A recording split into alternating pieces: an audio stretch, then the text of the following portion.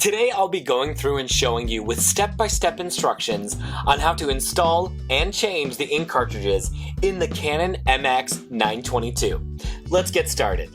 First, you're going to open the printer to access the space where you'll load the ink cartridges in and out. This can be found in the front of the printer above the paper tray, but underneath the flatbed scanner and scanning bed.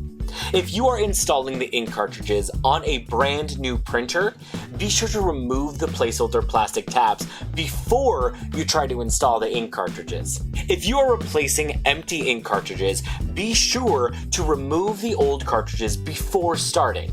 You can even take your empty cartridges to an office supply store near you or mail them into the printer manufacturer free of charge for them to recycle the empty ink cartridges.